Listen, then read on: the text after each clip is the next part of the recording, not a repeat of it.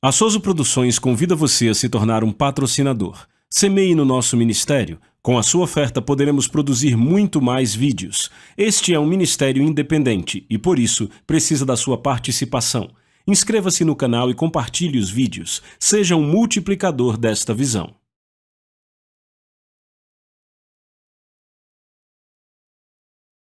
Os versículos usados nos vídeos que traduzimos nem sempre correspondem a versões em português. Muitas vezes precisamos traduzir do original em inglês para fazerem sentido no contexto do vídeo. Eu quero te encorajar a pegar o folheto que você recebeu e dar uma olhada nele. Eu quero que você se veja acima da tempestade. Eu quero que você se veja como a águia, voando alto e se elevando. Estando por cima, sim, há tempestades, há tribulações, mas há uma revelação que temos para você, e é que você pode viver acima das tempestades. Elas vão estar lá, sim, mas a sua posição ao olhar para elas vai ser bem diferente. Vamos abrir as nossas Bíblias em Efésios, capítulo 2, e dar uma olhada no que precisamos ter no coração. Efésios 2. Muito bom. Versos de 4 a 6. Eu quero que você veja a sua posição em uma nova vida. Onde está você? Onde você está sentado e você diz, eu estou bem aqui na igreja agora, no centro de adoração? Bem, Efésios 2 fala de quando vivíamos debaixo do poder de Satanás, que vivíamos de acordo com o sistema do mundo, fazendo a vontade da carne, os desejos da nossa carne em mente, e éramos por natureza filhos da ira. Os primeiros 3 versos nos descrevem onde todos estávamos tendo pecado, tendo decaído da glória de Deus. Mas em Efésios, no capítulo 2, verso 4, lemos assim, mais Deus. Rapaz, que coisa boa ler apenas isso, mais Deus. Sim, não importa onde estávamos, não importa o que aconteceu, não importa o que veio, mas Deus, que é rico em misericórdia por causa do grande amor com que nos amou, mesmo quando estávamos mortos em delitos, Ele nos tornou vivos juntamente com Cristo. Pela graça vocês foram salvos. É um bom lugar para gritar aqui. Glória a Deus! Ele nos deu vida mesmo quando estávamos mortos em delitos e pecados. Agora notem no verso 6, e nos ressuscitou juntamente e nos fez assentar nos lugares celestiais juntamente com Cristo Jesus. Então eu tenho uma pergunta que eu já fiz, mas vou fazer de novo. Onde está você? Eu estou aonde? Eu estou assentado Eu estou assentado nos lugares celestiais em Cristo. Eu li esse versículo por anos, eu sempre o confessava, mas só caiu a ficha. Um dia, quando alguém me enviou um cartão, e do lado de fora dizia, continue olhando para baixo. Eu pensei, que coisa estranha. Eu nunca ouvi isso, continue olhando para baixo. Quando eu abri, tinha escrito, pois você está sentado com Cristo nos lugares celestiais. E não é olhar para baixo para as pessoas, não é uma posição de arrogância ou orgulho. É a revelação de que as circunstâncias, as tempestades, devem estar abaixo de nós. E você diz, como é que eu chego lá? Você não conseguiria chegar lá sozinho. Deus teve que te levantar e te fazer assentar lá. O que você fez foi crer em Cristo. Quando você o confessou como Senhor, você foi vivificado com Ele e você foi ressuscitado e passou a assentar com Ele. É hora de renovar a sua mente. Vamos dizer juntos, eu fui vivificado juntamente com Cristo. Eu não estou mais morto em meus pecados. Eu estou ressuscitado e assentado juntamente com Cristo nos lugares celestiais. Glória a Deus, glória a Deus. Então alguém pergunta, e aí, como você está? Eu estou assentado. Como é? Estou assentado com Cristo. Você o quê? Eu estou assentado com Cristo nos lugares celestiais?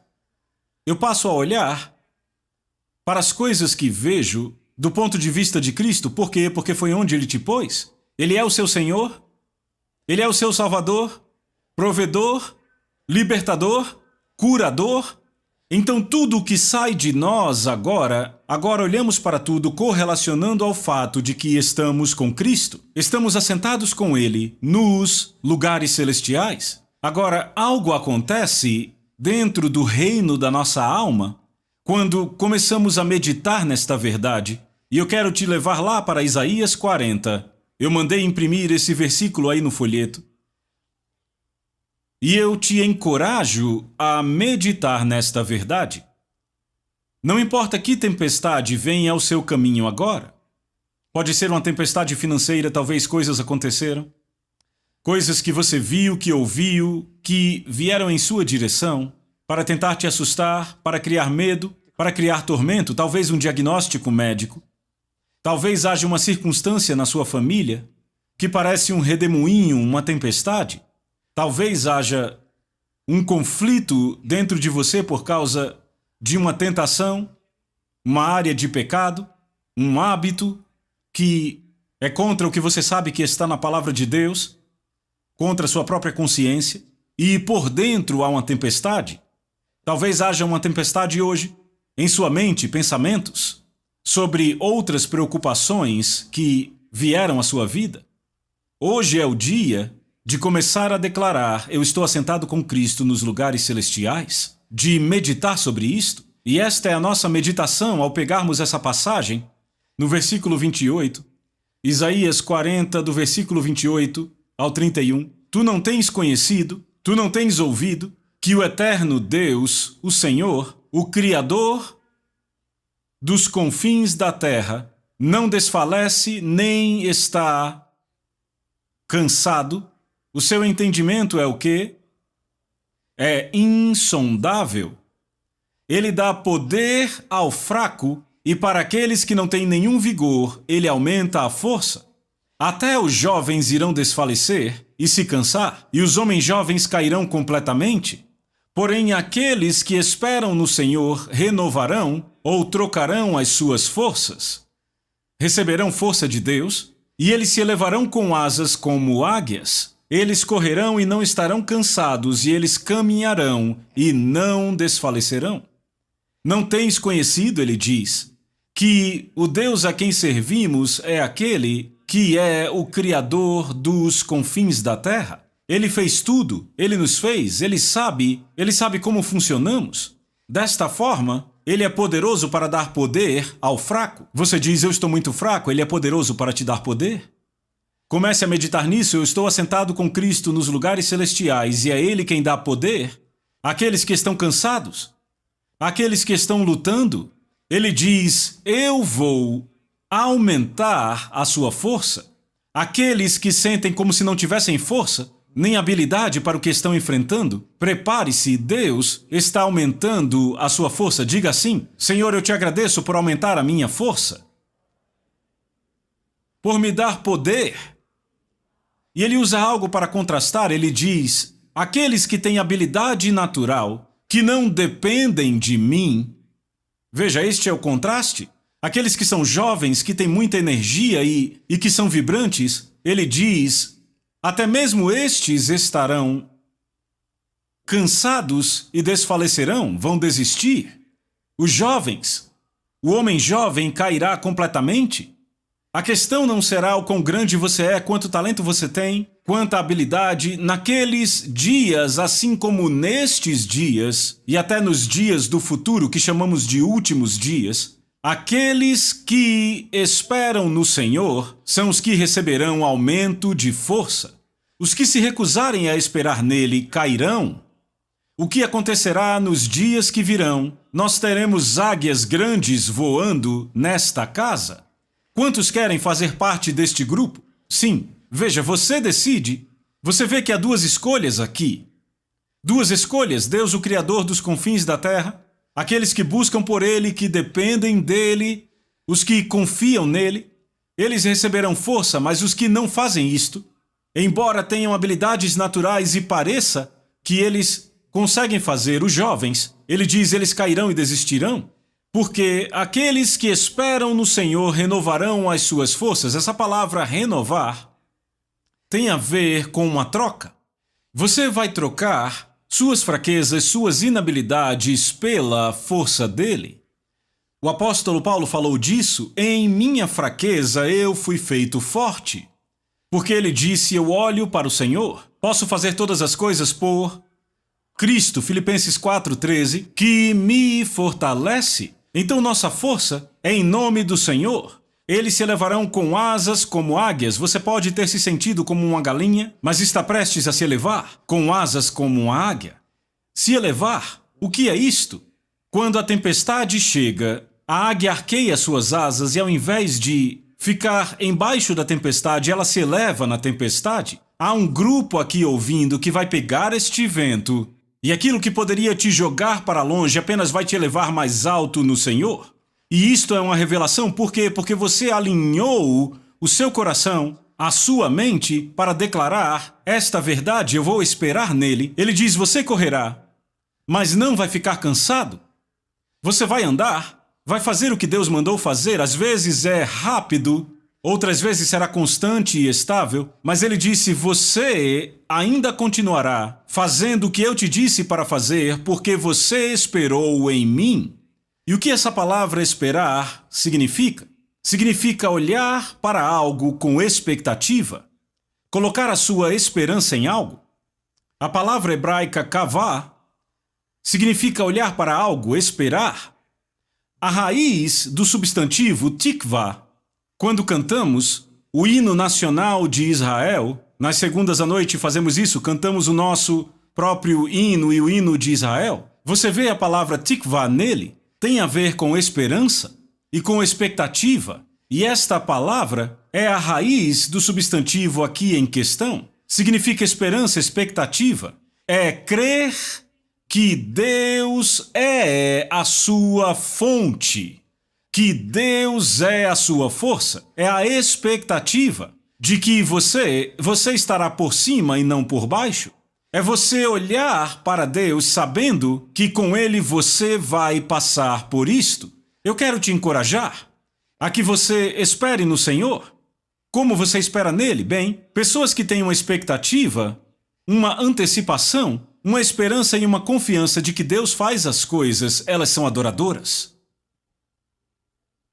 Obrigado por esses 4 impressionantes améns e aleluias. Eu vou dizer de novo. Pessoas que buscam, que antecipam, que esperam que Deus faça grandes coisas, quando a tempestade vem, elas não se escondem com medo. O que vamos fazer agora? Onde está Deus? Não, elas levantam as suas mãos e se alegram em Deus. Eu te agradeço, você é o meu provedor. Eu te agradeço, você é o meu libertador. O que acontece? O vento do Espírito te pega e te eleva acima da tempestade. Sim, vamos gritar um pouco. Hoje é o seu dia de entender que você já está assentado com Cristo. Não estamos tentando chegar lá, lembre, não conseguiríamos chegar lá sozinhos. Ele nos elevou juntamente com Cristo. Foi a nossa fé nele que nos conectou com a vida da ressurreição e com o poder dele nos elevando. Mas é o nosso louvor que faz algo em nossa alma, em nossa mente, para que ela se lembre, sim, esta tempestade, ela vai vir e ela vai passar. Um dos meus amigos, Don Hale, quando coisas assim chegam para ele, ele diz: sim, isso também vai passar. Simplesmente vai passar por mim. E alguns de vocês têm situações agora. O inimigo disse: isso veio para ficar estacionado em sua vida para sempre. Você precisa dizer: não, eu vou subir acima disso e isso vai passar. Sim, vamos gritar. Hoje é o seu dia, sim!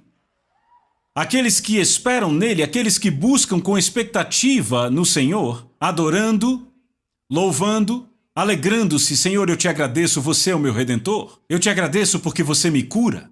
Muitos aqui lembram, alguns dias atrás eu estava falando sobre passar pelo fogo e pouco depois disso, sabe, quando eu terminei de falar, o que Deus tratou conosco foi: não pense sobre o passado. Foque sua atenção no que Ele vai fazer no futuro. Pare de pensar, e de fato aquilo foi fácil para nós. Não se preocupe com o que você pode ter perdido, o que você não tem, o que se foi. Apenas me agradeça porque você está vivo. Alegrem-se em mim, o Senhor estava nos dizendo, porque eu vou fazer coisas ainda maiores do que vocês já viram no passado. Então muita gente prefere chorar sobre as cinzas ao invés de buscar no Senhor a beleza do que virá para as suas vidas. E hoje é o dia de você deixar de viver no remorso, de viver no e se, de viver na vergonha, de viver em culpa ou viver em condenação e começar a se mover em direção à graça de Deus, que faz com que a misericórdia venha e assim você tem razão para se alegrar. Senhor, eu te agradeço, eu te louvo, eu te dou glória. Sabe que por 3 dias eu não pude enxergar? Tem gente aqui que lembra que eu uso lentes de contato, eu não estou usando agora, mas eu as uso. E eu estava com elas naquela noite em que houve um incêndio. Eu me levantei naquela fumaça extremamente quente que ficava aqui na altura da cintura e ia para cima, eu não podia ver nada. Aquilo derreteu as lentes dentro dos meus olhos. Sim, digam todos juntos. Oh. E o mais impressionante é que quando eu saí, eu conseguia ver. Eu vi os caminhões do bombeiro chegando e tudo mais. Foi apenas quando eles tiraram aquilo dos meus olhos. Sim, faça de novo. Foi terrível. Mas eu me lembro de estar ali deitado, no Hospital St. Francis, sabe, basicamente cego, sem noção do tempo, não me falaram quanto tempo passou. Acabou sendo só 3 dias e eu sou muito grato por isto. Mas apenas a alegria do Senhor, agradecendo a Deus, porque todos nós saímos com vida. Sabe, temos muito mais para agradecer a Deus do que temos para reclamar. E quando falamos de subir com as asas como águias, temos então que sair da reclamação, da murmuração, da procura pela culpa e até da própria autocondenação. Temos que sair desse lugar para o lugar onde diremos: Senhor, eu me alegrarei em você. Eu te agradeço por tuas promessas. Eu te agradeço por tua verdade. Senhor, não vamos fazer isso agora. Levante as suas mãos e diga comigo. Comece a agradecê-lo. Você pode nem estar numa tempestade agora, mas fazemos isso o tempo todo. Vamos dar louvor. Senhor, nós te agradecemos porque você nos elevou, nos fez assentar juntamente contigo. Senhor, te agradecemos porque vemos a nós mesmos acima das tempestades, assim como uma águia voando acima. Te agradecemos, Senhor. Você nos deu uma revelação de onde estamos e do que você fez. E te agradecemos porque nenhum problema é maior do que a sua capacidade, porque você já fez uma promessa de nos guardar em cada situação que enfrentarmos. Senhor, eu te louvo, obrigado. Louve ao nome do Senhor, aleluia! Que Deus seja elevado e todo e qualquer inimigo seja destruído. Sabe, a definição do Webster de esperar significa buscar, nutrir a crença de que algo vai acontecer. E sempre se refere ao futuro. O irmão Oral Roberts dizia anos atrás que se pusermos tudo em uma só arena de pensamento é esperar pelo milagre, esperar que Deus venha por você, esperar por algo bom. Este é o conceito de esperar. Aqueles que vivem com expectativa. Romanos 8:28 é um versículo no qual você pode se agarrar nesse tempo. Todas as coisas cooperam para o bem daqueles que amam a Deus, daqueles que são chamados segundo o seu propósito. E alguém pergunta: o que você acha que vai acontecer? Eu acho que tudo vai cooperar para o bem.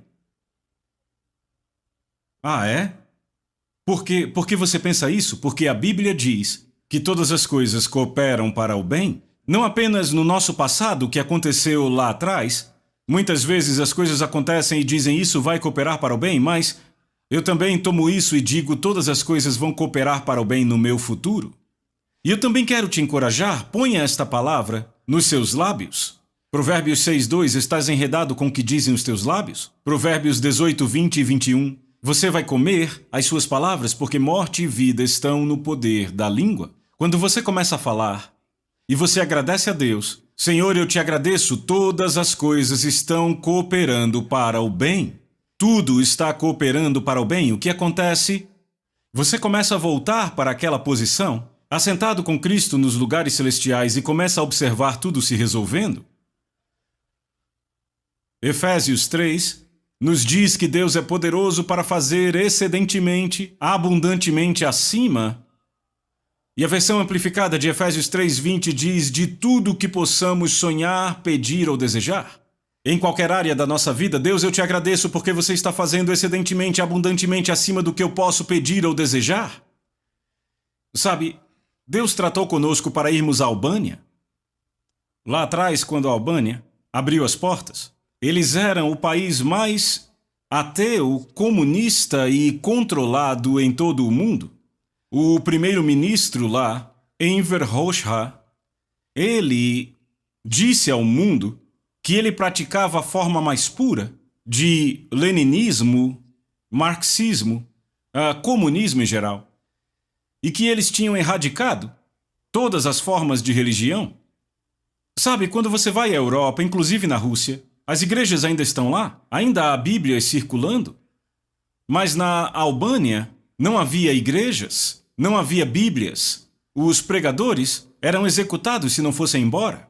Então, aquilo se tornou, como disse o primeiro-ministro, fomos até lá quando isso aconteceu, organizamos uma cruzada e começamos uma escola bíblica. Eles tinham uma bela pirâmide no centro de Tirana.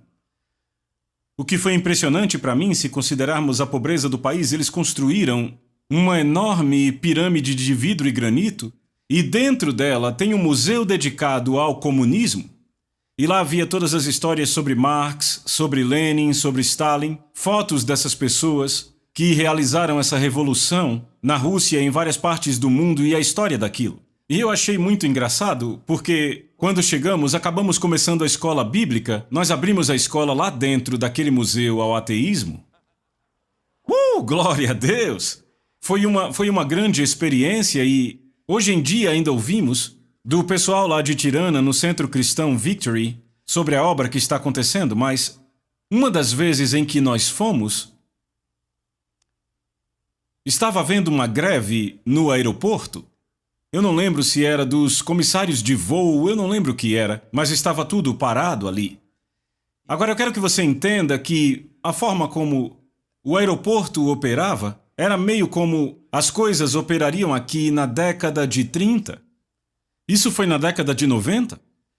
E sabe, a forma como mexiam com tudo, com os tickets, com a bagagem, os prédios, tudo era... Não tinham feito muito progresso naquela área em particular. E nós chegamos ao aeroporto, já estávamos esperando na fila, e a greve começou, um pouco antes de chegarmos lá.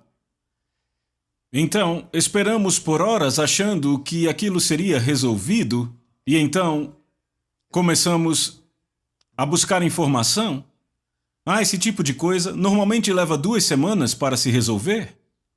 Havia um impasse e toda a situação, as circunstâncias, e você já se encontrou numa posição em que você está pronto para chegar em casa a qualquer momento. Era onde estávamos. Estávamos prontos para chegar em casa, e lá estávamos nós na Albânia, e é um país muito bonito, com pessoas bonitas, mas nosso tempo havia acabado para aquela visita em particular. E estávamos prontos para ir? Então eu ainda lembro de ficar pensando ali, o que vamos fazer? Estamos encalhados aqui. Aqui na Albânia, que fica para cima da Grécia, para baixo da Bósnia e Herzegovina, aquela região, você sabe, onde há guerras, fica ali cruzando o mar Adriático, saindo da Itália. Então, começamos a fazer o que estamos falando aqui, porque para nós era uma tempestade. Era uma situação inesperada, sabe, onde poderíamos ficar naquele lugar, não sabíamos, um dia após o outro. Então, quando começamos a orar e louvar ao Senhor, uma pessoa que estava em algum lugar perto de nós disse, sabe, tem um barco que parte de Durrës para a Itália. Dissemos o quê? Há um barco de alta velocidade? Um barco de alta velocidade? Sim, ele parte de Durrës vários dias na semana. Bem, ainda não sabíamos exatamente que dia ele sairia, e aí começamos a nos informar do Rhes, era bem longe, é uma cidade portuária. E aí descobrimos quando partiria o barco, na manhã seguinte. E então, o nosso voo saindo da Albânia tinha conexão em Roma. Nós íamos de Tirana para Roma e de Roma para cá. Na verdade, para Nova York primeiro, e daí para cá. Então, na manhã seguinte, não dava para ligar e comprar um bilhete, tínhamos que estar lá. Então não era nada garantido. E na manhã seguinte, acordamos cedo, pegamos um táxi para Durrës, entramos, encontramos o lugar, compramos o bilhete e entramos neste barco. E era mesmo um barco de alta velocidade, havia cerca de 150, 200 pessoas lá dentro, era enorme. E ele era todo feito de vidro, mas quando fechavam o barco inteiro, fechavam as portas e ligavam o motor, era como se flutuássemos na água. Ia... Eu nunca estive num barco mais rápido do que aquele. E estávamos, Senhor Jesus, nós te agradecemos, te louvamos. Nós vamos conseguir chegar lá. E conseguimos. E aí tivemos que pegar, sabe, outro transporte. Na verdade, nós saímos costurando por toda a Itália para chegar no lugar e conseguimos. Agora pense nisso. Sabe, quando penso em toda essa história, sabe, foi algo como quantos aqui já foram atingidos por uma tempestade assim? Uma dessas situações que você tem que ficar se encorajando o tempo inteiro. Tem alguns que estão nessa situação agora. Você tem algo que chegou até você. Parece que não há nenhuma saída. Eu quero te dizer, há uma forma de você chegar aonde Deus quer que você esteja.